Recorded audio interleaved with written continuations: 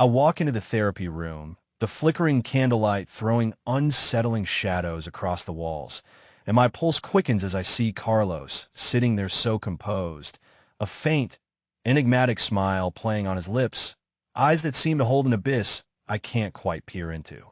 My breath catches briefly. I've heard many stories, but something about him feels different, dangerous, perhaps. I settle into my chair, watching him carefully, waiting for that moment when words might bleed out and change everything. He leans back slightly, fingers intertwined, and studies me with a calm that borders on unsettling. When he finally speaks, his voice is smooth, almost casual, but I catch the undercurrent of something darker beneath. You want to know what I did? It's a statement, not a question. I nod slowly, my pen poised over my notebook, ready for whatever he's about to reveal. His lips curl into that crooked smile again, and then he says, "I killed her." The room seems to tighten around me. I blink, trying to process the weight of the admission, but he doesn't stop. He continues, voice almost amused, almost bored, as if he's talking about the weather. "She begged to live." A shiver runs down my spine, and I scribble hurried notes, my hand trembling slightly. I can't look away from his eyes, those dark, fathomless pools that seem to gleam with a twisted satisfaction. The words hang in the air, heavy with implication, threatening to crush me. He chuckles softly, a low, hollow sound that makes my skin crawl. "She begged for her life, you know," he says, voice laced with a haunting innocence that chills me further. "She screamed, pleaded, her hands clutching at me, desperate." His gaze drifts into the distance for a moment, as if reliving some memory I can't see. Then he leans forward, voice dropping even lower.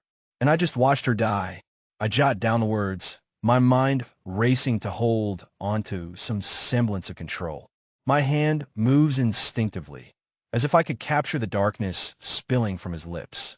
I want to ask why, how, what drove him to this point, but my throat feels tight. Instead, I keep my eyes fixed on him, trying to decipher the man behind the mask of calm. He tilts his head, studying me with a kind of cruel amusement. "You see," he says softly, "people like her, weak, helpless, deserve to be silenced. Maybe I was just giving her what she wanted." I feel the room spin slightly.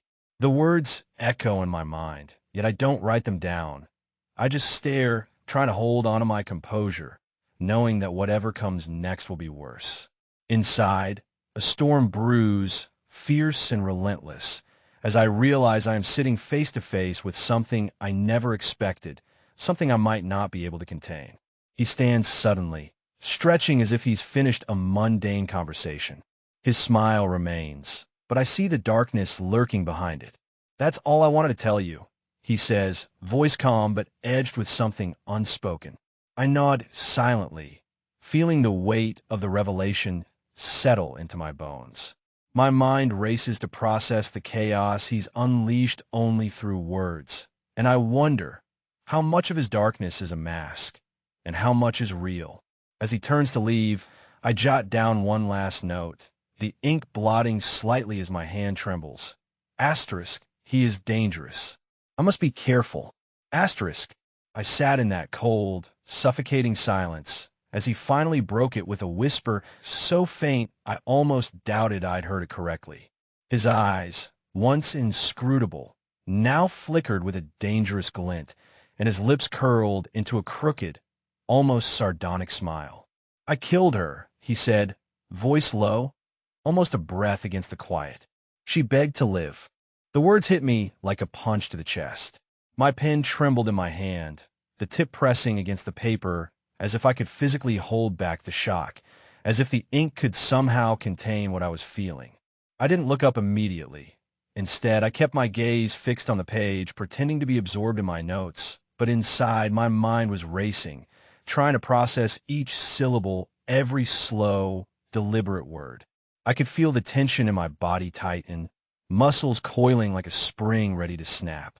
My breath hitched, and I had to force myself to keep it steady. My fingers pressed harder onto the notebook, as if anchoring myself to something solid amid the storm of chaos swirling within. His confession lingered in the air, heavy and ominous, pressing down on my chest like an invisible weight I couldn't shake. Without lifting my eyes, I noticed a flicker of something, perhaps satisfaction, perhaps madness, briefly crossing his face before he looked away, as if that moment of vulnerability had already passed. I wondered if he realized how close he was to losing himself entirely in that darkness. He shifted his weight, his movements slow and deliberate, like he was savoring the silence that followed his revelation. Then, with that same eeriness as before, he added, "She begged to live," his voice almost a whisper, thick with restrained emotion. The words sent a shiver down my spine, and I fought to hide the tremor in my hand. I kept my gaze fixed on my notebook, but inside I was unraveling. The way he said it, so calm, so detached, made it clear that for him, this act wasn't chaos or passion. It was an assertion, a statement of control, a demonstration that he held power over life and death, and he relished the cruelty of it. His laughter suddenly erupted, an unsettling, hollow sound that echoed off the sterile walls. I watched as his shoulders shook, but his eyes remained cold, unrepentant. The sound was jagged and sharp, slicing through the air like shards of glass. I kept writing, my mind desperately trying to anchor itself to reality, while my heart pounded fiercely in my chest, racing away from the scene unfolding before me. I didn't need to look up to know that behind his laughter, a darkness lurked, a darkness that promised chaos, transformation, destruction. His words, his laughter, they weren't just confessions. They were warnings, a sign that I was dealing with someone who viewed life and death as mere playthings, as tools in his twisted game. The room seemed to close in around me, claustrophobic and oppressive. I could feel sweat collecting in my brow as I stayed frozen, pen still in my hand, frozen between documenting his insanity and trying to suppress my own rising terror. My mind, already overwhelmed, scrambled to find a way to hold onto some semblance of control. Finally, he stepped back, the crooked smile still lingering on his face like a scar. He looked at me then, as if inspecting a specimen or a pawn in his dark chess game. His voice dropped even further, a whisper that barely rose above the silence. "Remember this," he said, eyes gleaming. She begged, and I let her. I nodded silently, my throat tightening with a mixture of dread and determination. My hand moved instinctively, my pen tracing the last words in my notebook, the ink bleeding slightly from the pressure I exerted. I managed a shallow breath, trying to steady the storm inside me, knowing that this confession was not just a revelation, but a warning, one I could not ignore. As he turned to leave, I remained seated, clutching my notebook like a shield, knowing full well that I had just glimpsed into an abyss from which there might be no return. The words haunted me, echoing in my ears, demanding that I stay vigilant, that I understand the depths of the darkness I now faced. And yet, despite everything, I knew this was only the beginning. I sat silently as he looked away, a crooked smile curling on his lips. "She begged to live," he whispered, voice thick with restraint, then burst in a laughter that chilled me to the bone. I merely scribbled it down, the words sinking into my notebook's worn pages, unaware of the storm brewing inside me. Behind his eyes, I glimpsed a darkness that promised change, a story I wasn't sure I was ready to tell, yet already compelled to unravel. His laughter faded into a heavy silence, and I felt the weight of his gaze settle on me again. Every second felt stretched thin, like a taut wire about to snap. My hand trembled slightly as I continued to jot notes, trying to focus on the act of recording rather than the whirl of images that threatened to drown me. I could see the flicker of something unhinged lurking beneath his calm facade, perhaps a shadow of remorse, or maybe just the cold indifference of someone who saw life and death as nothing more than trivial games. My eyes flicked back to his face, searching for any sign of remorse or remorseless amusement. But he was unreadable now, a porcelain mask hiding a chaos I dared not fully comprehend. The faintest twitch of his lips hinted at amusement, or perhaps a warning. I wasn't sure anymore. The air around us felt dense, heavy with unsaid things, like a storm waiting to release its fury. He shifted, almost imperceptibly, and I caught the fleeting glimpse of a scar near his jaw, an old wound that seemed almost symbolic, as if it marked some deeper fracture within him. My mind raced, trying to decode what such a scar might signify, or if I was just projecting my fears onto his appearance. Every detail about him seemed exaggerated now, amplified by the dread that clawed at my insides. I couldn't help but think about the girl, her desperate pleading echoing faintly in my mind, a ghost that refused to fade. Did he really see her as a mere pawn, a piece in his sick game? Or was this a confession, a twisted form of boasting? I felt a shiver run down my spine, the kind that isn't purely physical but emanates from some primal instinct telling me I was witnessing something unprecedented, something that could shatter my understanding of human nature. He finally broke the silence, leaning back slightly, eyes still hidden behind that inscrutable mask. "People like her," he said softly, almost whispering, "they only matter when they're begging. That's when I see their true worth." His voice was smooth, yet undercut with a menace that made my skin crawl. Then, unexpectedly, he chuckled, a low, guttural sound that seemed to come from the depths of some abyss. It was a sound that pressed against my ears, reverberating in my skull long after it faded. I kept my pen moving, my hand steady despite the chaos swirling inside me. The words I wrote felt hollow, mere scribbles on paper trying to contain a raging storm. My mind replayed his words, each one like a shard of glass, sharp, jagged, and unyielding. I wondered if he saw himself as a storyteller, crafting narratives from the lives he touched, or if he was simply revealing the darkness he carried within, unfiltered and raw. Every instinct told me I should leave, that I should escape this room before something irreversible happened. But I was rooted to the spot, caught in the web of his words, consumed by a need to understand. Was he sane? Was he insane? Or was there some method behind his madness? I couldn't tell. All I knew was that I was standing on the edge of an unknown abyss, and I felt its pull with every breath I took. I shifted slightly, trying to gather my thoughts. The silence stretched, thick and suffocating. His gaze lingered on me for a moment longer, a silent warning or perhaps a taunt. Then he turned away, his footsteps quiet on the floor as he exited the room, leaving behind a trail of questions and a lingering sense that I'd just glimpsed a fragment of something far darker than I'd ever encountered. As the door clicked shut behind him, I exhaled slowly, though my chest still felt tight. My fingers trembled as I closed my notebook, clutching it like a shield against the shadows that threatened to invade my mind. I knew I'd carry this moment with me, etched into my memory, penetrating every thought moving forward. I wondered how many others like him existed, how many stories buried in the darkness, waiting for someone brave or foolish enough to uncover them.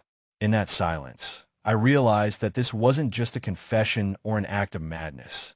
It was a revelation, a window into the depths of human depravity.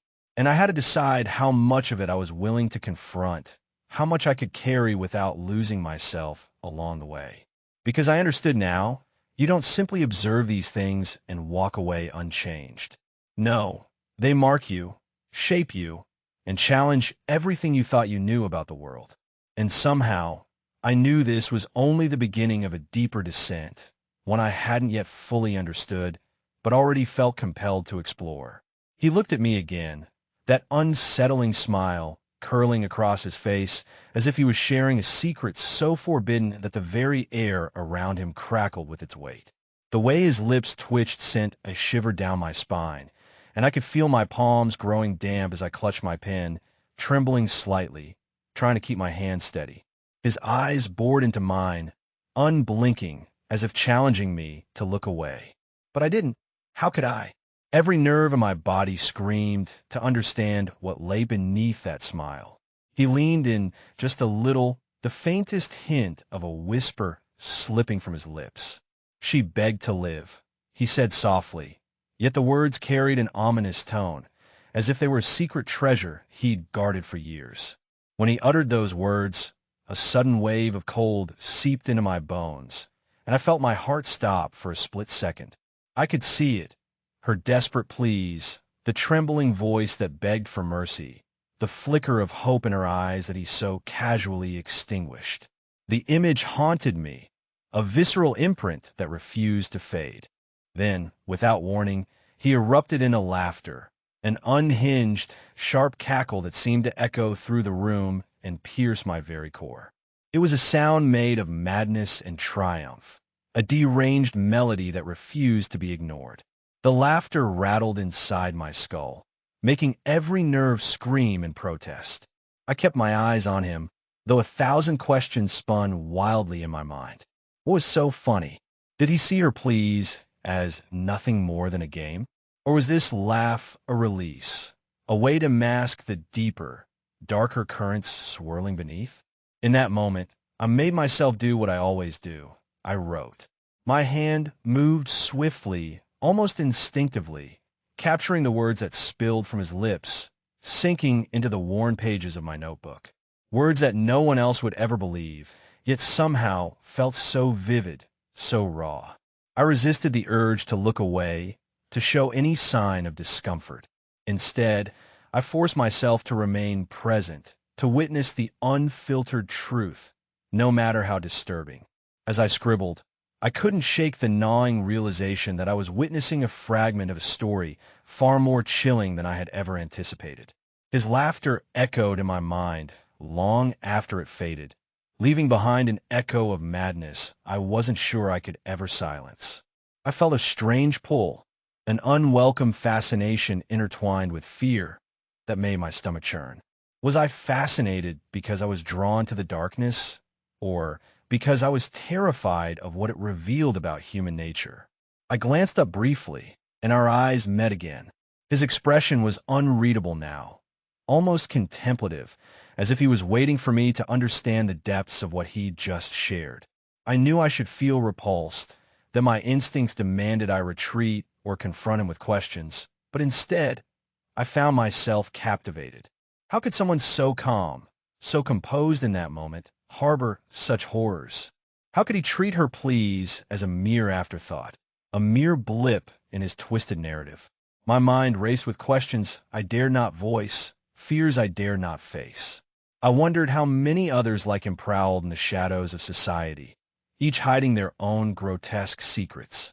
I wondered about the stories buried beneath layers of silence, waiting for someone brave or reckless enough to peel back the veneer. My hand trembled slightly as I finished the last line, closing the notebook with a soft snap, sealing away the raw darkness inside. The air around us felt heavier now, thick with unspoken truths. I knew this moment was more than a mere confession. It was a glimpse into a fractured mind, a portal into the abyss. And I wondered if I had the strength to keep looking, to keep listening, or if I would someday drown in the depths of what I'd uncovered. Because, somehow, I understood that this wasn't an isolated tale. These stories, these shadows, they linger in every corner of the world, waiting for someone daring enough to confront their darkness. As I sat there, my thoughts spinning, I became acutely aware of how this encounter was changing me. The line between observer and participant blurred. I could feel my own darkness stirring, a whisper of curiosity mingled with dread. I was no longer sure if I was stalking a monster or uncovering a mirror reflecting my own hidden fears. All I knew was that I had stepped into something far beyond my comfort zone, and I had to decide how deep I was willing to go, how much of this blackened truth I was prepared to carry within me. And as the silence settled once more, I understood that I was now part of the story that would haunt me forever, written into the shadows I once dared to ignore. I watched him, the faint flicker of a crooked smile playing on his lips as he broke the tense silence. His eyes darted away, avoiding mine, and I felt a shiver crawl down my spine. Then he uttered those words, so simple, yet so heavy, she begged to live. His voice, thick with a kind of suppressed emotion, almost cracked under the weight of what he was confessing. I could see the restraint in his posture, the way his jaw tightened, as if holding something back that threatened to spill over at any moment. And then, unexpectedly, he burst into laughter, a sound that sent a shiver through me more intense than the cold air circulating around us. It was a hollow, unsettling chuckle, devoid of any real humor, laced instead with a dark, almost manic energy. I sat there, my pen poised over my notebook, the tip trembling slightly as I struggled to keep my hand steady. I merely scribbled down his words, the ink seeping into the worn paper, swallowing the chilling truth beneath layers of mundane script. Inside, a storm was brewing, an echo of the chaos I dared not voice. Behind his eyes, I glimpsed a darkness so profound that it seemed to swallow the light, a darkness that promised to reshape whatever understanding I thought I had of human nature. This wasn't just a story anymore. It was a portal into something far more sinister, a mirror reflecting the worst parts of myself I'd always tried to hide. The room around us seemed to shrink, the walls inching closer together as if the very space was collapsing under the weight of his revelation. My pulse quickened and doubt gnawed at the edges of my mind.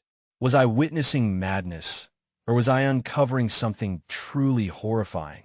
The curiosity that stirred within me threatened to spill over, battling fiercely with the fear that I was peering into a well so dark I might never find my way back. I felt a strange pull, the desire to delve deeper, to pry into the shadows he cast even as my instincts screamed to turn away. Every word he uttered stitched itself into my consciousness, the sentences heavy with implication, each more disturbing than the last. I wondered how much I could withstand, how much of this blackened truth I was willing to carry inside me before it consumed me entirely. My mind raced, trying to make sense of what I'd just heard. Was this a confession, an act of guilt or madness? Or was it a scream from the depths of a fractured soul, desperate for someone to listen? I couldn't tell. All I knew was that I had stepped into a labyrinth of darkness, and now I was lost inside it. The silence that followed felt like a heavy curtain falling, but it couldn't mask the chaos swirling within me. I closed my eyes momentarily, trying to steady my trembling hands, trying to compartmentalize the storm of emotions roiling inside. But deep down, I sensed that I would never be the same again, that this story, this confession, had become an indelible mark upon my soul. As I opened my eyes, I saw him watching me, an unreadable expression flickering across his face. Was it remorse, satisfaction, or something far more sinister? I couldn't tell. All I knew was that I had been forever changed by those words, and now I carried their weight, knowing that the darkness I glimpsed was just a fragment of a much larger abyss. And I wondered, how much of that darkness was mine as well? As he leaned back, a slow, almost contemplative smile stretched across his face, and then he chuckled softly, a sound that seemed to echo strangely in the quiet room. The sound didn't settle comfortably in my ears. Instead, it sent a shiver down my spine. I watched him turn away, gaze fixed on some distant point, as if the darkness inside him was too vast to confront directly. His lips curled into that crooked smile again, and I felt a strange pull, an irresistible urge to lean in, to understand what lurked beneath that facade. He finally broke the silence, voice low and almost amused. "She begged to live," he said, and I felt the words hit me like a blow. I saw the flicker of amusement, perhaps satisfaction, perhaps something darker, in his eyes as he uttered them. I scrambled to keep my composure, to hide the tremor in my hand as I quickly jotted down his words, the ink flowing smoothly on the worn paper of my notebook. It was as if I was trying to trap this moment, to contain the chaos swirling inside me. The phrase lingered in my mind, echoing with a haunting significance I couldn't yet grasp. Why would someone find amusement in such a confession? Was it insanity? Malice? Or simply a fragment of a fractured mind, desperate to break free from the chains of guilt? I stared at him, wondering if he saw the storm in my eyes, or if he was already lost in his own labyrinth of madness. My senses sharpened. Every detail of his face seemed to flicker with secrets, secrets that I wasn't sure I was prepared to uncover. As the seconds stretched, I felt a cold sweat bead on my forehead. My heart pounded, not from fear, but from the weight of what I'd just recorded. The laughter, the words, they didn't belong to a sane man. They belonged to someone who had crossed a line I could never uncross, someone who reveled in the dark, in the chaos. I questioned whether I should keep going, whether I was strong enough to face the depths of the darkness he embodied. My instincts screamed for me to pull away, to escape this place before it seeped into my very soul. Yet, I remained rooted, pen in hand, as if the act of writing could somehow lessen the impact, somehow distance me from the truth. I had heard terrible things before, but this felt different. It was raw, visceral. It peeled back layers I hadn't even known existed, exposing a part of humanity I'd rather forget. If I dared to look closer, I wondered, would I find a reflection of the darkness I kept hidden, too?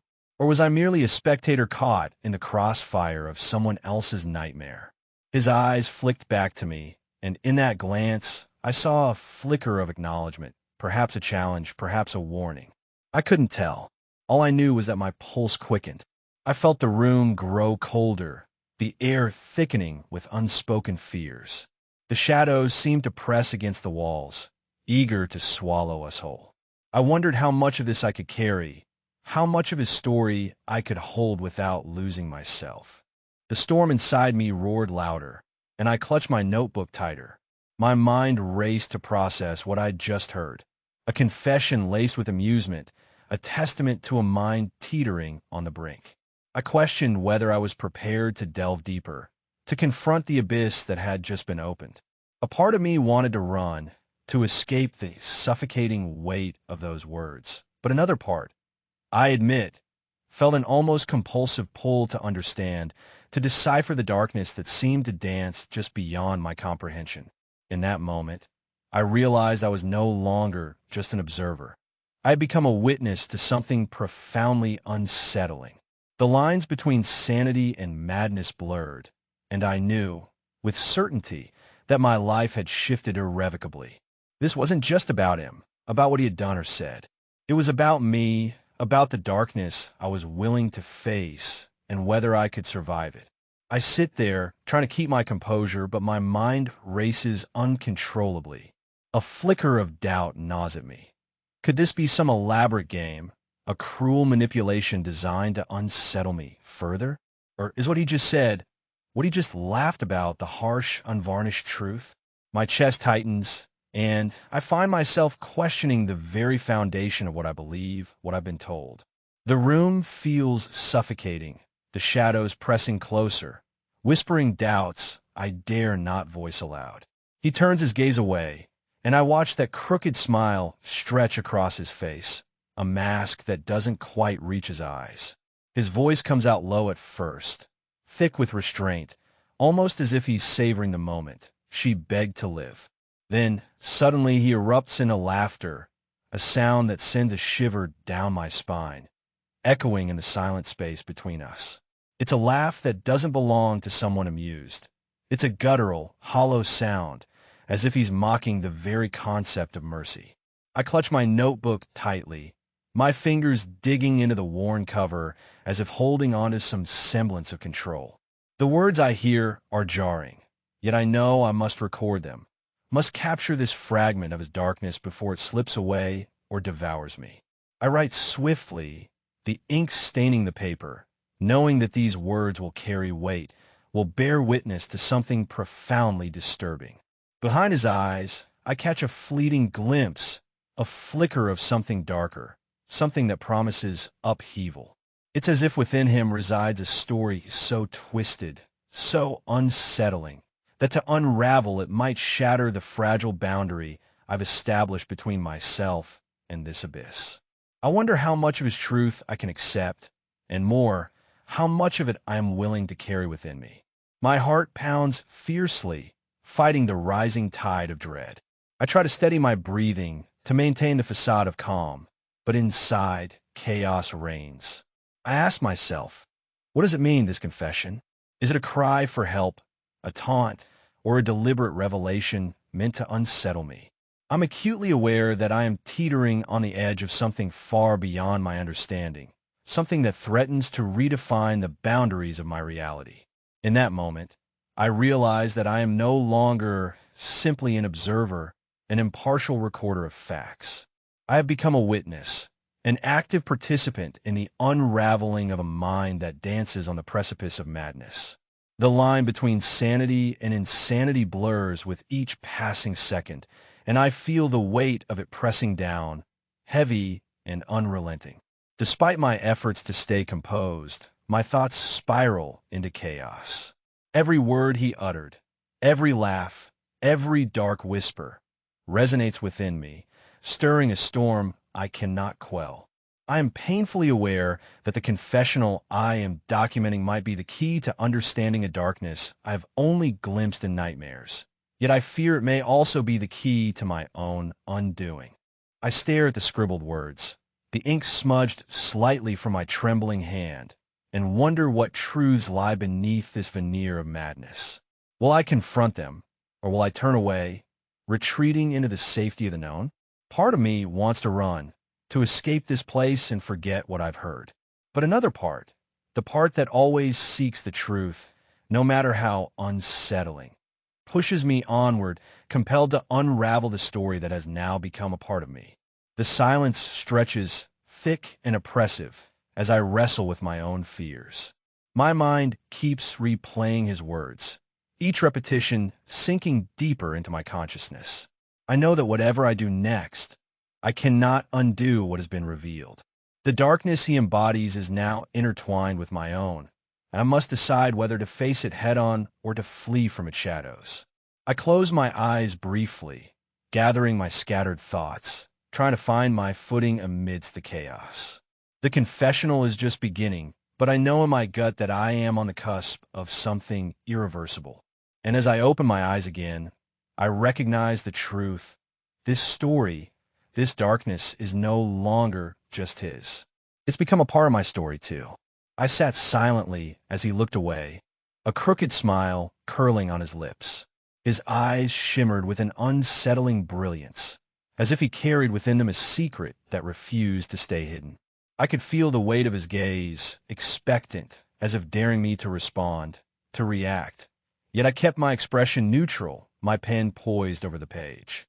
My hand trembled slightly, not from fear, but from the overwhelming tide of curiosity and dread that threatened to drown me. He shifted in his seat, adjusting his posture as if he was waiting for the perfect moment to speak, or perhaps to reveal something even darker. And then, with a voice that seemed to scrape the boundaries between control and chaos, he whispered, "She begged to live." The words hung between us like a noose, slow and deliberate, every syllable dripping with a disturbing calm. I could feel my heartbeat quicken, yet I refused to let it show. Instead, I pressed my pen to the paper, the tip scratching insistently against the paper's surface, eager to catch every syllable, every nuance. A moment of silence stretched, thick and suffocating, before he suddenly burst into laughter. The sound was manic, hollow, echoing off the walls of this confessional room and seeping into my bones. It was laughter that froze my blood, a sound so devoid of joy that it felt like a prelude to something much worse. His head tilted back slightly, eyes glinting with a madness I couldn't quite comprehend. I watched, fascinated and horrified, as the laughter subsided into a breathless chuckle, leaving behind an ominous stillness that pressed against my chest. I kept my gaze steady, trying to decipher the chaos behind that amused facade. My hand moved instinctively, recording every word, every pause, every flicker of emotion he exhibited. I was acutely aware that this was no ordinary confession.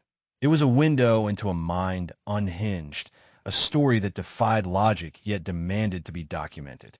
My mind raced, searching for what to say, what to do, but I knew there was nothing to say. The words had already taken on a life of their own, sinking into the pages like ink into water, irreversible and haunting. Behind his eyes, I perceived a darkness that threatened to consume everything. It flickered like shadows cast by flickering candlelight, dangerous, unpredictable. I wondered if he was aware of the abyss within him, or if he was simply a vessel for something far older and more sinister.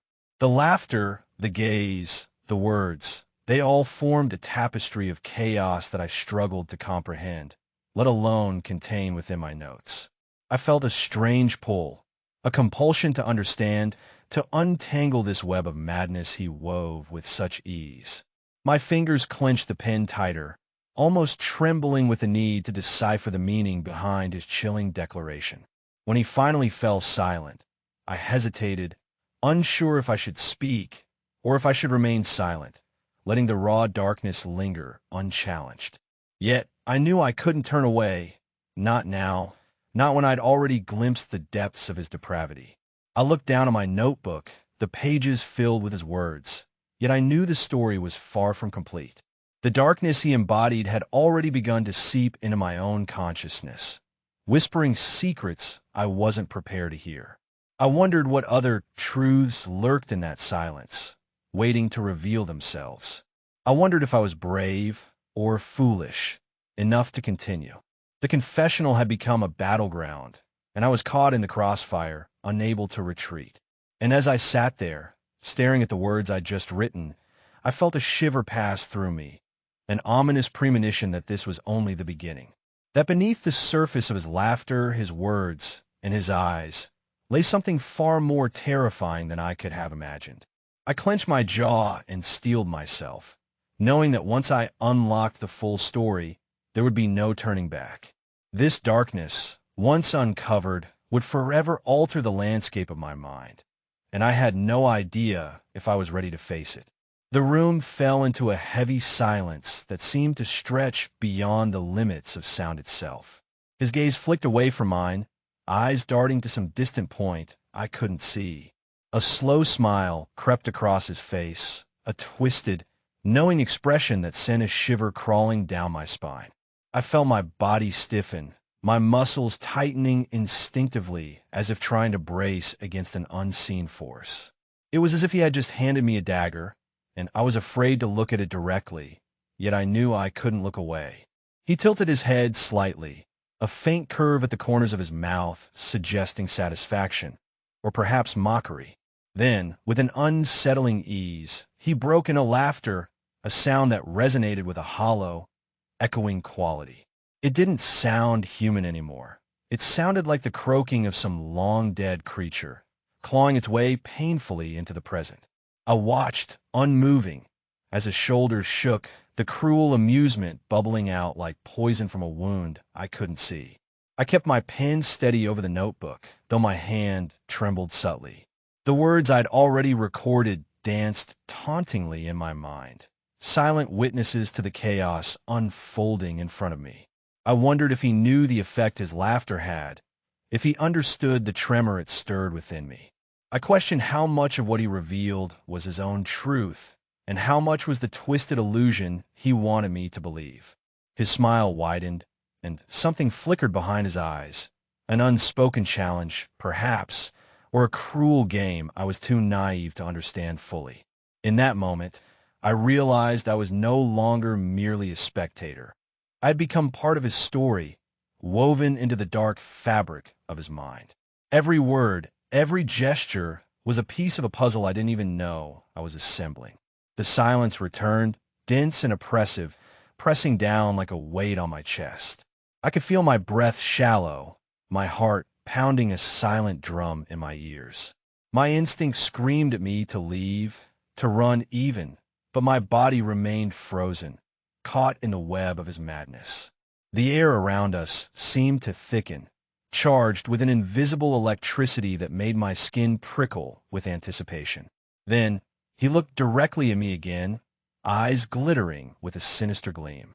His lips curled into a smile that was both triumphant and terrifying. It was as if he had just won a game I didn't know I was playing, and now he reveled in the chaos he had sown. His voice, when it finally broke the silence, was softer but no less menacing. "She begged to live," he said, the words dripping with a dark satisfaction, as if he'd just recounted a victory in some twisted battle. That phrase hung in the air, heavy and unshakable. I felt the words seep into my pores, sinking deep into my consciousness, stirring something primal and unsettled within me. I wondered what he truly meant, what depths of depravity or despair lay behind that simple sentence. Was it a confession, a boast, or merely another layer of his elaborate deception? My mind raced, trying to piece together the implications, but all I could do was write. My hand moved almost on instinct, capturing everything, every flicker of his expression, every tremor of his voice. The notebook became my sanctuary, a fragile barrier between me and the darkness I was witnessing. Yet, beneath the surface of my words, I felt a growing tremor of unease, knowing that whatever truths he had shared would forever change the way I saw the world. In that moment, I realized I had crossed a threshold. I was no longer just observing. I was becoming part of his story, entangled in the shadows he cast so effortlessly. And as I stared at the scribbled notes, I sensed that this was only the beginning, that the darkness lurking behind his smile was more profound, more dangerous than I had ever dared to imagine. I clenched my jaw, my mind racing with questions I wasn't sure I wanted answered. Because once I unearthed the full extent of his confession, I knew there would be no turning back. The darkness wouldn't remain confined within those pages or within him. It would seep into my life, forever altering my perception of reality. I took a deep breath, feeling the weight of what I'd just documented. The silence threatened to swallow me whole, but I forced myself to breathe, to hold onto the fragile thread of control I still had. Yet, even as I did, I couldn't shake the chilling certainty that this was only the beginning of something far more sinister, something that would haunt me long after I closed my notebook. And in that quiet, I understood that I had stumbled onto a story that was meant to stay hidden, yet now refused to stay buried. I wondered, with a dread I couldn't suppress, if I was prepared to face the darkness I had awakened, or if I was already lost in its endless night. I stare at him, waiting for him to continue, but he keeps his gaze fixed on some distant point, as if the words are locked away inside him, too dangerous to share. I can feel the tension vibrating in the air, thick and oppressive, and I remind myself to keep my voice steady, to not let the tremor of doubt creep into my tone. Why did she plead? I ask softly, the words slipping out before I realize how heavy they are. My eyes flick to his face, searching for any flicker of honesty or deception. His lips press into a thin line, and he swallows hard before finally answering, voice strained, yet still edged with that unsettling calm. Because she knew what was coming, he mumbles, almost inaudibly. There's a flicker of something, regret, sadness, or perhaps a mask of both, crossing his face for a brief moment, before restoring that cold, detached expression. I jot down his words, feeling the weight as they land on paper, but I can't shake the sensation that those words are merely another layer of his elaborate facade.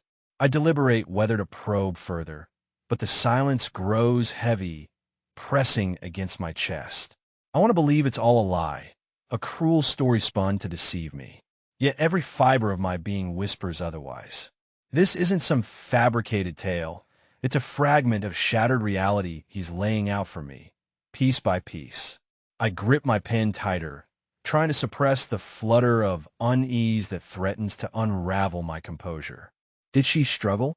I ask next, voice barely above a whisper, knowing that each question could push him deeper into the darkness or perhaps force him to reveal the truth. He finally shifts his gaze back at me, eyes dark and unreadable, and a slow, sinister smile curls at the corners of his mouth. Oh, she tried. He says softly, almost mockingly, the words dripping with a bitter irony. But it was too late. The moment she begged, it was already over. His tone is chilling, as if relishing the memory. I notice the subtle twitch in his jaw, the way his hands tighten into fists, and I wonder if he's reliving the scene or merely pretending. A shiver runs down my spine, but I keep my composure. My mind races, analyzing every word, every gesture. Is he telling the truth? Or is this some elaborate lie to hide the darkness lurking beneath? I feel the familiar tug of doubt, a whisper that perhaps I shouldn't trust him at all. Still, I press on, compelled by some twisted curiosity, some need to understand the depths of the darkness he embodies. Did she fight back? I ask, voice trembling slightly, unsure whether I'm seeking truth or trying to gauge his reaction. He leans back, a sardonic glint in his eyes, and chuckles softly, an echo that resonates with something hollow and unsettling. Fighting only prolongs the agony, he murmurs. Sometimes, surrender is the only way to survive. His words hang in the air like a curse, and I wonder if he believes that, or if he's just trying to manipulate me into accepting his version of reality. I clutch my notebook tighter, feeling the coldness seep into my bones. Each new revelation feels like a dagger piercing through the fragile veneer of my certainty. I ask one last question, voice barely a whisper. Did she scream? He pauses, then slowly nods, a smile flickering across his face. Oh yes, he whispers. She screamed until her voice was gone. That's what made it so beautiful. The desperation, the pure, raw terror. His words send a shudder through me, and I realize I am witnessing more than just a confession. I am witnessing a confession of chaos, of something primal and unfiltered. As I sit there, the silence returning, I am left with more questions than answers. Every word feels like a key turning in a lock I didn't know existed. I wonder if I am brave enough or foolish enough to unlock what lies beneath. But deep down, I know I already have. I am tangled in his darkness now, whether I want to be or not. And with each passing moment, I feel the boundaries between truth and fiction dissolving, leaving me to confront the terrifying possibility that some stories, some truths, are better left hidden. As I stared at the cold, blank wall across from me, shadows flickered in my mind, flickering like the fading remnants of a memory I desperately tried to suppress. The weight of Carlos's confession pressed down on me, but it was the ache in my chest that refused to loosen its grip. His words echoed in my ears. She begged to live, a phrase that resonated with an unsettling familiarity that sent a shiver crawling down my spine. I remembered a night long buried beneath layers of regret and silence. A night when the past collided with the present so violently that I could still hear the echo of my own scream reverberating through the empty corridors of my mind. That night, I had watched someone I loved slip away into the darkness, pleading for mercy I was powerless to give. Was that not a form of suffering too? A plea to survive, to cling to the fragile thread of life amid chaos? My hand trembled slightly as I jotted down Carlos's words, but my gaze remained fixed on the pages, as if the act of writing could anchor me to some semblance of control. It struck me how the words flowed from him so effortlessly, as if they had been waiting in the shadows all along, ready to spill out the moment someone dared to listen. I wondered if he saw himself as a storyteller or merely a vessel for chaos, a mirror reflecting the darkest corners of the human soul. The irony was bitter. I had come here to seek understanding, yet each confession dragged me deeper into my own abyss. I knew, without doubt, that the line between victim and perpetrator blurred in the murky depths of human desperation. His laughter, cold, spontaneous, made me wonder whether he felt pride or shame, or perhaps nothing at all. Maybe he simply reveled in the silence that followed his words, knowing that in that silence, the truth was naked and unfiltered. My mind drifted, and suddenly I was transported back to that night I swore I'd forget. The dim glow of the street lamp outside, the hurried footsteps that haunted the night, the feeling of helplessness that gripped me like an iron fist. I had watched her struggle, her voice breaking into a desperate plea that was stolen away by the darkness. Her eyes, wide and pleading, haunted me long after the night had faded. Was that not the same as her begging to survive? Did her screams not echo in my memory as a testament to the primal will to cling to existence? I closed my eyes briefly, trying to push the memory away, but it clung stubbornly, sticking like dried blood on my soul. The connections woven between Carlos's stories and my own past grew thicker, more tangled. I couldn't ignore the undeniable truth. Some stories are stitched into us, indelible scars that shape who we are, whether we want them or not. I asked myself if I was brave enough to face this darkness, or if I was foolhardy, risking everything just to understand the unthinkable. My fingers traced the edge of my notebook, feeling the roughness of the paper beneath my fingertips. I wondered how much of his confession was true, how much was delusion, a mirror held up to a fractured mind.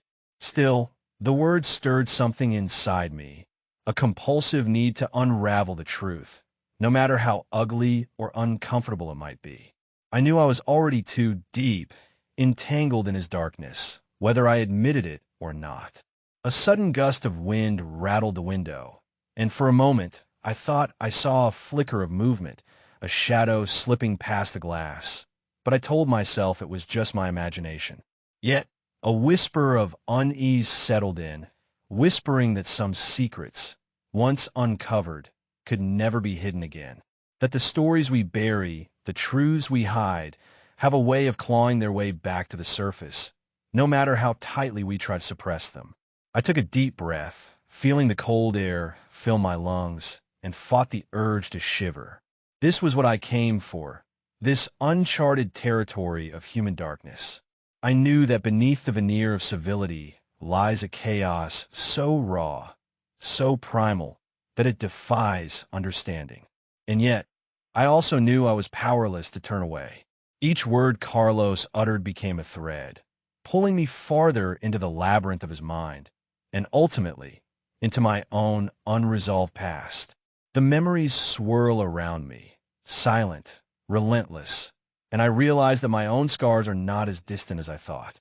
They are woven into the fabric of this very moment, stitched into the narrative of my life. The past and the present collide, and I am left standing at the crossroads, questioning whether I am brave enough to face what I have buried deep within myself, or whether, like Carlos, I am merely a witness to chaos, a silent observer caught in the storm I once tried to escape. In that quiet, I understand that stories, our stories, are not just told. They are lived, and whether we want to or not, we carry them with us, etched into the marrow of our bones, whispering truths that threaten to shatter the fragile illusion of control. I close my notebook slowly, but the images remain, vivid and unyielding, reminding me that some past refuse to stay buried, no matter how hard we try. As I sit there, my fingers trembling slightly on the pen, I feel the weight of his words pressing down on me. The room feels colder, the air thick with unspoken secrets. My mind drifts uncontrollably between cold logic and a gnawing dread that I am standing face to face with someone who holds truths I am not prepared to handle. I wonder, does he realize the danger in what he's just confessed?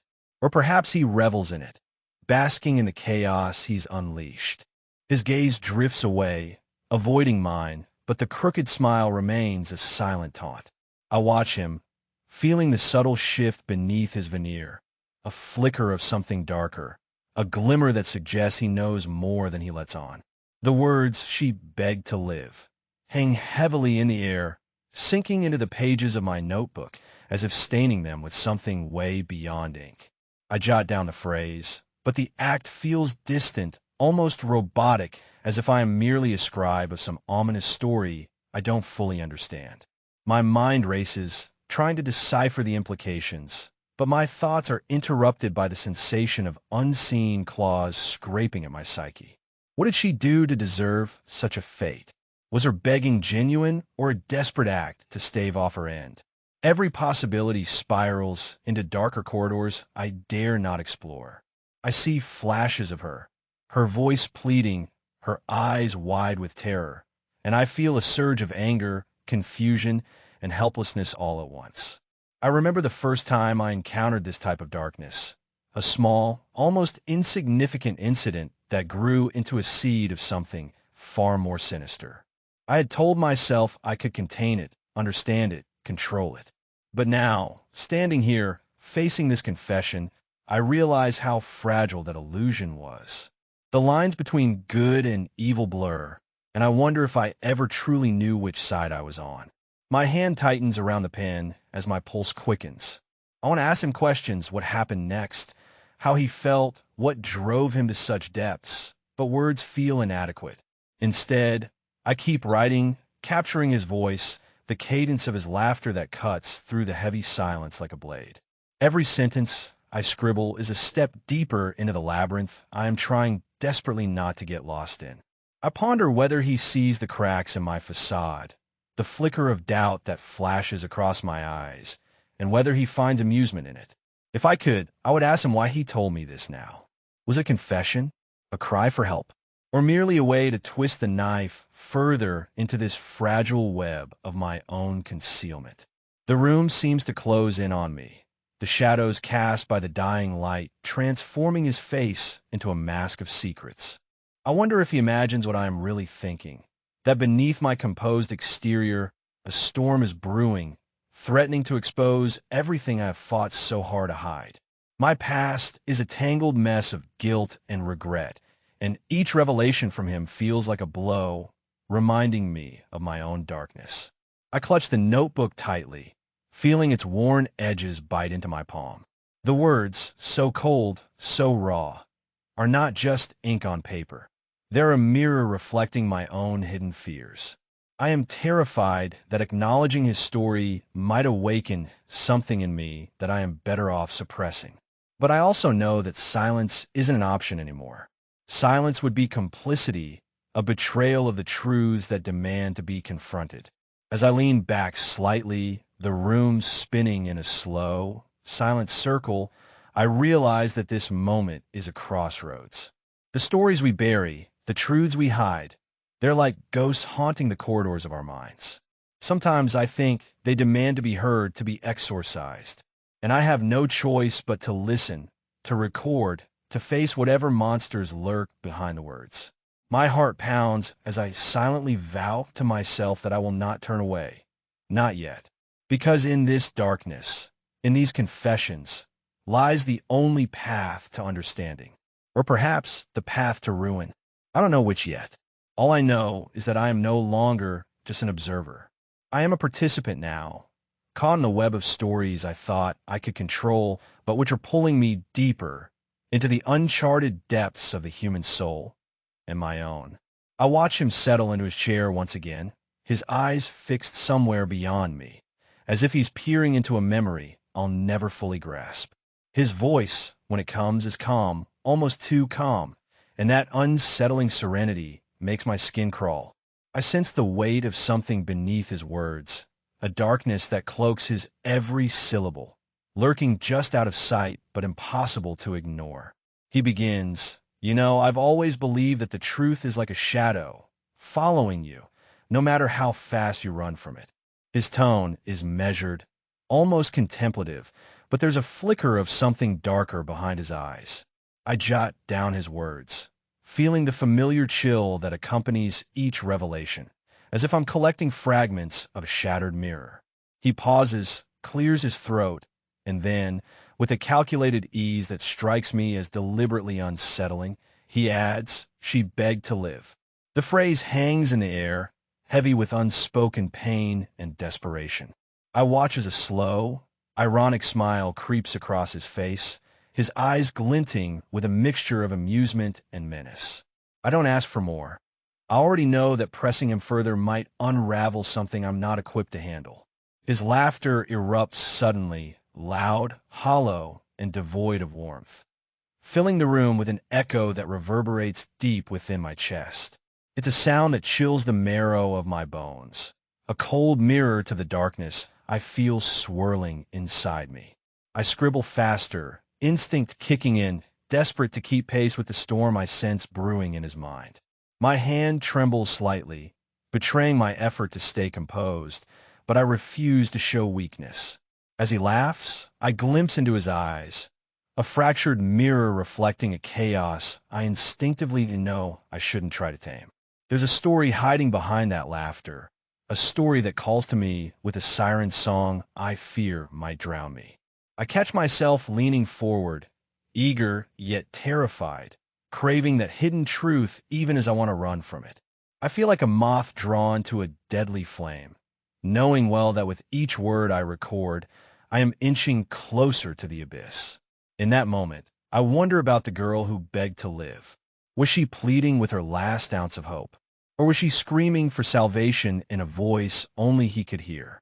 My mind races, trying to piece together the unspoken, to fill in the gaps that his laughter leaves behind.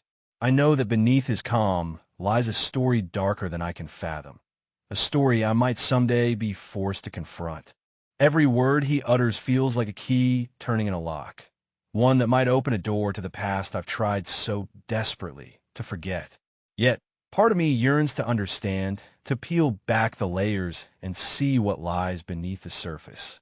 I find myself holding my breath, waiting for him to speak again, knowing that each syllable might unearth something I am not prepared to face. The room seems to shrink around us, the air thick with unspoken memories and suppressed truths. I am acutely aware of the fragile line I walk between understanding and succumbing to the darkness that he embodies. I tell myself I am here to listen, to record, to comprehend. But secretly, I fear that as I do, I am also opening a door into my own buried fears, a reflection of what I might become if I let the shadows take hold. And yet, I cannot turn away. Not now. There's a strange magnetism in his silence, in the stories he chooses not to say aloud, that pulls me under like an undertow I can't resist. Every piece of his narrative feels like a puzzle I may never finish, but I am compelled to try, because understanding might be the only way to finally exorcise the ghosts that haunt us both. I realize, as I watch him, that this isn't just about uncovering his secrets. It's about reckoning with mine too. The dark corners of my mind stir, begging me to look deeper, to face truths I've buried long ago. I wonder if he senses it, the way my hand tightens around my pen, the way my heart pounds louder with each passing second. In the silence that follows his words, I make a silent vow. I will listen. I will record. And I will confront whatever darkness he has unleashed, because I know somewhere inside me, I'm already caught in the web of stories I thought I could control, but which now threaten to consume me entirely. As he finished his chilling confession, I felt my pulse quicken, each beat echoing in my ears like a distant drum, signaling an approaching storm. My fingers trembled slightly as I clasped my pen tighter, the weight of his words pressing down on me, threatening to crack my composure. I kept my gaze fixed on my notebook, though I could feel the urge to look away, to shield myself from the raw truth spilling out like poison from his lips. His laughter echoed again, sharp, cold, unsettling, and I sensed that beneath the veneer of his calm facade, something darker lurked. I wondered if he was aware of the chaos he stirred within me. Did he see the flicker of discomfort behind my eyes? Or was he deliberately weaving his stories to ensnare me in his web? I fought to steady my breathing, to keep my face neutral, but inside, a tumult roared louder than ever. My mind raced to contain the flood of emotions threatening to overflow. Fear, curiosity, a twisted sense of fascination. I told myself I was here to listen, to document, to understand, but part of me recoiled at the depths of his depravity. I questioned whether I had the strength to confront these shadows, or if in doing so, I might lose myself in the process. His words hung in the air, heavy with implication. The phrase "she begged to live" kept echoing in my mind, each syllable a dagger piercing through my defenses. I wondered about the woman he referenced, about the pain she must have endured, about how someone could find such amusement in her suffering. I scribbled furiously, trying to seem unaffected, but inside, a cold ripple of dread spread through me. I felt a strange kinship in this darkness, a mirror to my own concealed fears. I sensed that the more I uncovered about him, the more I was also unearthing fragments of my own suppressed guilt, my own buried secrets. My heart pounded irregularly, each beat a stark reminder of how fragile my hold on reality was becoming. In the flickering shadows cast by the dim light, I noticed the faint tremor in my hand. My mind was a battleground, teetering between the desire to understand and the instinct to escape. I wondered if he sensed my turmoil, if he reveled in it, or simply saw me as another piece in his deadly game. A silence stretched between us, thick, oppressive, filled with unspoken truths. I took a slow, shaky breath, trying to anchor myself amidst the storm. I made a silent vow. I would not let him unravel me. I would stay grounded, keep my composure intact, even if it meant confronting the worst aspects of myself. My gaze flicked to his eyes for a fleeting second, searching for something, redemption, madness, maybe just confirmation of his own darkness. Whatever it was, I knew I couldn't turn away now. I had come too far into this twisted narrative. As he finally leaned back, a faint smirk curling on his lips, I felt an icy shiver run down my spine. I knew this was only the beginning. The more he revealed, the deeper I would have to dig, into his mind, into mine. I clenched my fists, feeling the pulse of my own secrets threatening to burst free. This was not just about him anymore. It was about me, about the lines I dared to cross, the boundaries I refused to break. The shadows danced on the periphery of my vision, whispering that soon I might have to confront the darkness, not just in him, but lurking within myself. I took another deep breath, steeling my nerves, ready to face whatever truths lay ahead, because I understood, at a visceral level, that what I was seeking was not just his story, but my own salvation. As I sat there, the weight of his confession still hanging in the air, a faint flicker of doubt crept over me. The room felt heavier, the shadows stretching longer than before, whispering doubts I refused to acknowledge aloud. My mind raced, trying to piece together the fragments of what he'd just revealed, his laughter, the chilling detail he'd shared. Yet a part of me questioned whether I was truly equipped to handle what I was hearing.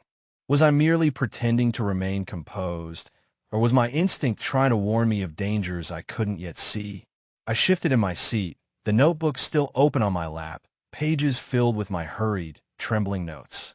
Every word I'd written seemed inadequate now, too sanitized, too clinical to capture the raw horror I was beginning to feel. I wondered if my face betrayed my internal conflict, if my eyes flickered with the uncertainty that threatened to spill over. I clenched my jaw, trying to suppress the surge of feelings, fear, curiosity, an intrusive desire to understand that gnawed at the edges of my professional facade. The silence stretched, and I found myself fighting the urge to fill it with words, with reassurances, with some semblance of control. Instead, I kept my gaze steady, focusing on the subtle movements of his body, how his fingers tapped restlessly on the table, how his eyes darted toward the window, as if searching for an escape route. 1,000 questions tried to surface, but I forced them back, anchoring myself to the role I was supposed to play. I was supposed to listen, to understand, to guide, not to fall into my own chaos. And yet, beneath my veneer of calm, I felt a swirling storm, an internal battle between the therapist I was trained to be and the raw human urge to know, to feel, to unravel the darkness he so willingly laid bare. Was I just a mirror for his despair? Or was this encounter awakening something within me, something dark and unacknowledged? I wondered if I was truly ready to confront the depths of his story, or if I was merely fooling myself into believing I had control. The doubt lingered, a fragile shadow hovering on the edges of my consciousness.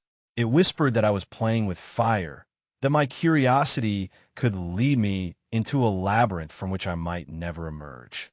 I fought to suppress that voice, reminding myself of my purpose, of my duty to remain objective, to hold space for his truths without letting them consume me. Yet, beneath that resolve, I sensed a primal part of me stirring, eager to decode the darkness, hungry for the secrets he guarded so fiercely. I took a slow breath, the kind that feels like a prayer for strength, and looked away for a moment.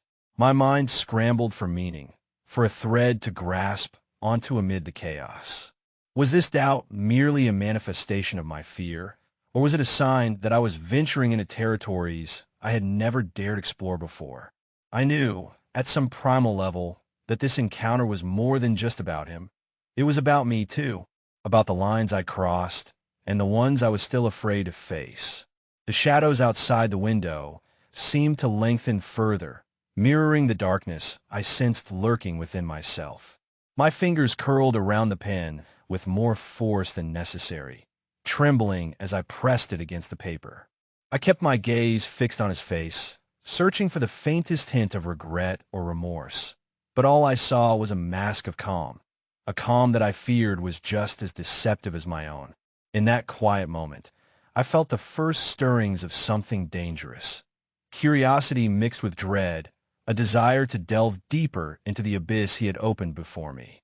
I wondered if I was already lost, wandering in a maze of my own creation, or if I could still find my way back.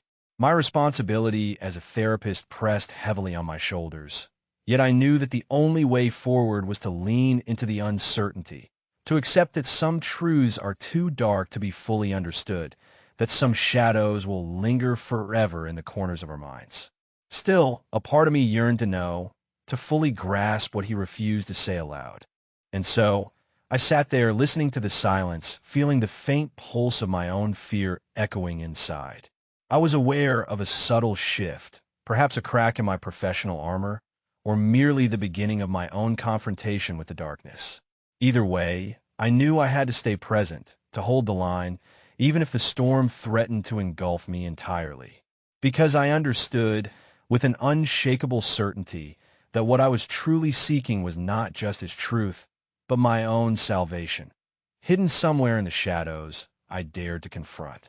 As his lips curled into that new, unsettling smile, I felt an icy shiver ripple down my spine.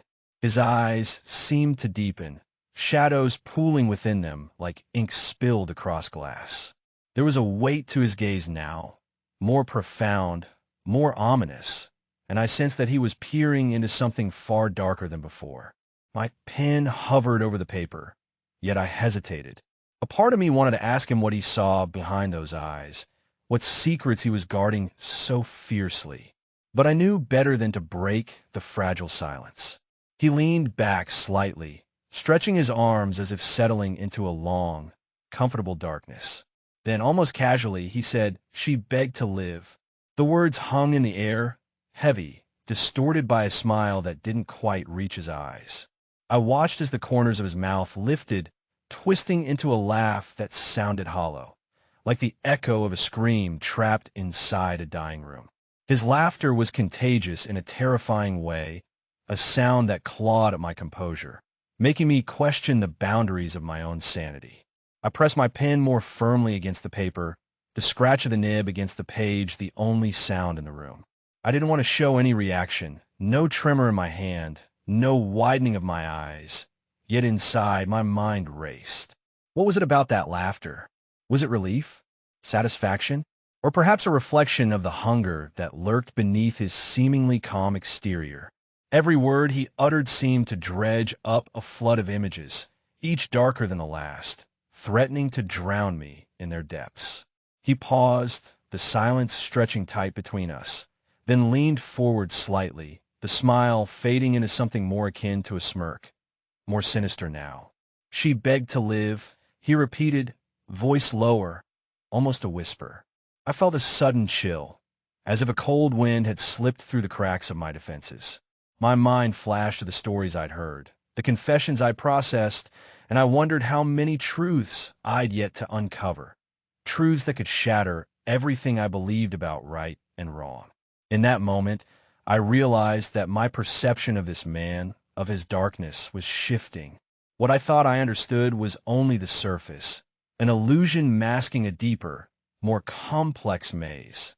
The lines between guilt and innocence blurred, and I questioned whether I was still capable of deciphering them or merely becoming entangled in their web. The room grew heavier, the shadows lengthening as if they stretched from his soul into the very corners of the space. I felt my pulse quicken, a silent war raging inside me. I had come here seeking answers, but now I wondered if I was simply opening a door I could never close again. Was I prepared for what I might find lurking behind it? My eyes flicked back to his face, searching for any sign of remorse, any flicker of humanity. But all I saw was that dark, unreadable expression, one that seemed to hold more secrets than I could ever hope to understand. I kept my gaze steady, my mind racing to keep up with the dangerous truth unfolding before me. Every nerve in my body told me to step away, to retreat, but I remained rooted, compelled by a strange, magnetic force pulling me deeper into the abyss. In that silence, I felt the weight of my own fears pressing against my chest. I wondered if I was already lost, swallowed by the very darkness I sought to illuminate. Or maybe I thought this is what I had been preparing for all along, the moment where I confront the chaos within myself as much as within him. The air seemed to crackle with unspoken words, and I knew, without a doubt, that nothing would ever be the same. Because I'd glimpsed a truth that cut through my defenses, a truth that whispered of shadows I'd never fully escape. And I felt the first flicker of understanding that perhaps, in this darkness, I would find the reflection of my own hidden self, forever changed by the stories I dared to uncover.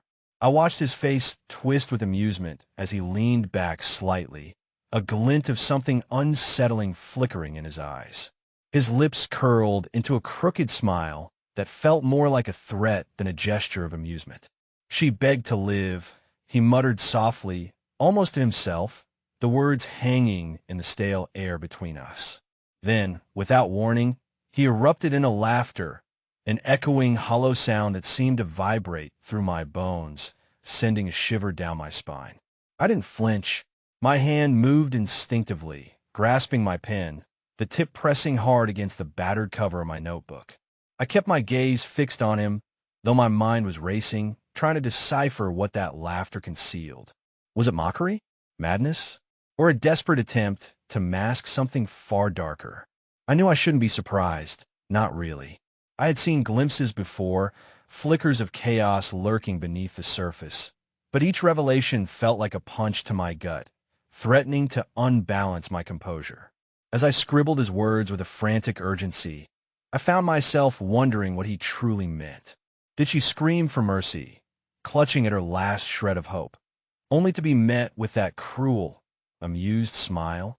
Or was it something else entirely, a game he played, a narrative he crafted to taunt and torment? I couldn't tell. My notes felt inadequate, shallow, unable to capture the gnawing dread that built in my chest. His laughter subsided into a cough, then a low, deliberate sigh. He looked away, eyes scanning the ceiling as if searching for answers in the cracks and shadows. I resisted the urge to ask questions, knowing that pressing him might cause this fragile moment to shatter. Instead, I focused on the way his voice, when he finally spoke again, seemed to drift out like a whisper from the depths of a well, distant and muffled, yet heavy with meaning. I wondered if this was the point of no return, if the stories I'd heard, the truths I'd uncovered, were only the surface of a vast, terrifying abyss. My fingers trembled as they hovered over my pen, poised to capture his next words, knowing well that each line I wrote might carve a scar deeper into my soul. For a moment, I hesitated, contemplating whether I was peering into a window of the past or a mirror reflecting my own hidden fears. The silence stretched, thick and oppressive, until I felt a strange compulsion to fill it, to break the tension with some calculated remark, but I stopped myself. Something in his demeanor told me I was witnessing something irrevocable, something that could either shatter my sense of reality or set me free. I had to be careful, because I knew the truth he carried could dismantle everything I thought I knew about humanity, about morality, about myself. And yet, despite the unease crawling up my spine, I couldn't turn away. I was caught in a web spun from the very darkest corners of the human psyche, desperate to understand what drove him, what made the screams fade into that unsettling laughter. I felt my entire being trembling with a mixture of fear and curiosity, knowing that from this point on, my life would be forever marked by the stories I dared to record. I paused, glancing down at my notes, feeling the weight of each word. My hand trembled, but my grip remained firm. I had come here seeking clarity, but now I realized I was staring into the abyss, and the abyss was staring back at me, unblinking. Whatever secrets he held, whatever darkness he was willing to share, I had no choice but to follow, to document, to confront. Because the truth, in all its brutal complexity, was waiting, ready to reshape everything I believed about the thin line separating sanity from chaos. As I closed my notebook, a shiver ran down my spine, and I couldn't shake the feeling that I had just glimpsed something beyond comprehension. My hands trembled slightly as I gently snapped the cover shut, but the tremor in my core persisted, an echo of the chaos I had just witnessed. I sat there, eyes fixed on the darkened room, my mind racing with questions I dared not voice aloud. Who is Carlos, really? Was his confession an anguished cry for help, a distorted plea for understanding, or merely a calculated trap set to ensnare the unwary? The lines between truth and deception blurred in my mind, and I wondered if I had just stepped into a game I could never fully escape from.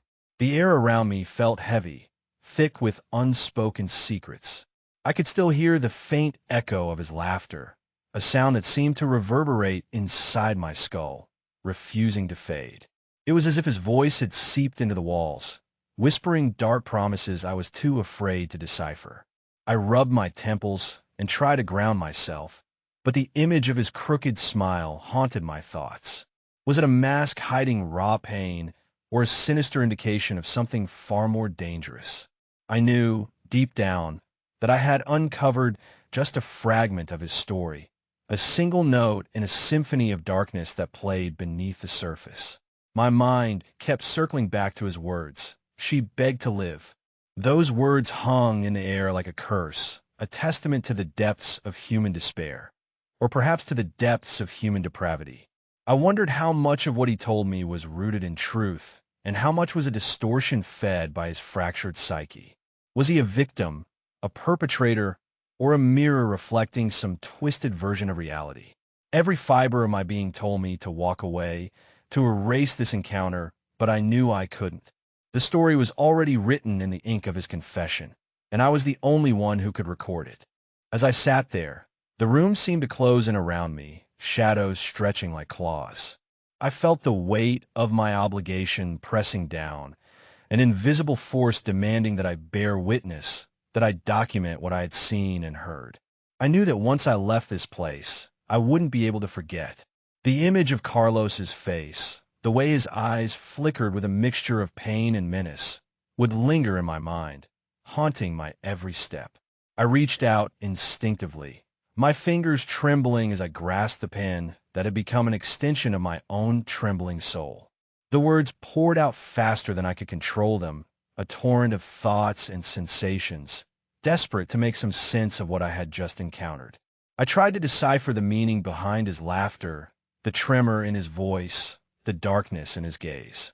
Was he merely a broken man, or was he something far worse, a vessel of chaos that defied categorization? Questions flooded my mind, yet answers remained elusive.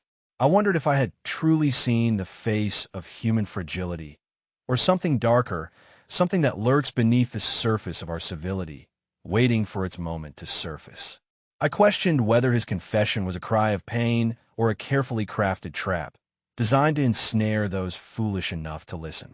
And as I finally stood, my body still trembling from the encounter, I realized that I would carry this story with me, etched into the fabric of my consciousness, a permanent scar. Who is Carlos? I asked myself again, voice barely above a whisper. Is he a victim or a villain? A man broken by life's cruelties, or a predator cloaked in human skin?